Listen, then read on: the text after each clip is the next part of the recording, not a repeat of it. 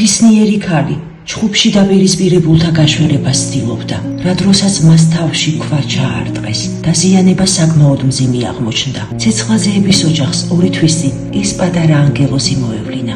სამწუხაროდ ბავშვს გულის ორივე სარქველი ღია აქვს. 3 წლის სანი და 4 წლის ესირი ნახევრად ანგრეული ქოხის აივნიდან უიმედოდ გაყურებენ გზას. ამ ოჯახში ავადმყოფობა და სიღარიბე თითქოს ერთმანეთს ეჯიბრებიან, რომელი უფრო მძიმედ ახსდა ასვამს ბავშვებს. თავადაც მშიელმა ბიჭუნამ პური გამომიწოდა მე, ჩერნოვეცკის ფონდის ჟურნალისტს. ღმერთო, როგორი პატარაა და უკვე რამხელა გუგლი აქვს. ეს ქოხი შესაძლოა ნებისმიერ დროს ჩამოინგრეს. ქოხი, სადაც 2 თვის სანდროს გული ფეთქავს. ადგილობრივმა ხელისუფლებამ ცეცხლაძეების მრავალშვილიან ოჯახს 27,000 ლარი გადასცა. ამ ფულით ოჯახმა 2 პატარა ოთახის მშენებლობა წამოიწყო ეზოში. ეს თანხა ფუნდამენტის გაკეთებასა და კედლების ამოშენებაზე დაიხარჯა.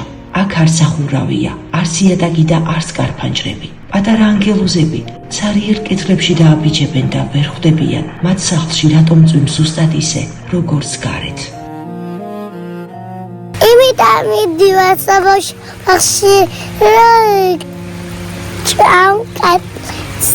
piores. ვერ გავიგერეს ჭამ? Piores და კატლეტს.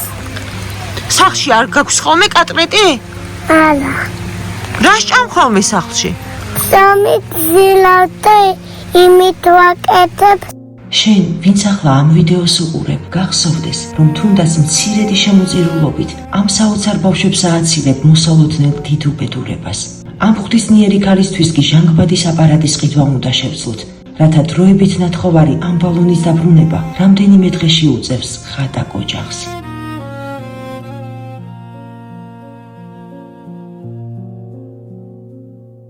გადარიცხეთ ნებისმიერი თანხა ჩერნოვეცკის ფონდის ოფიციალური საიტის მეშვეობით.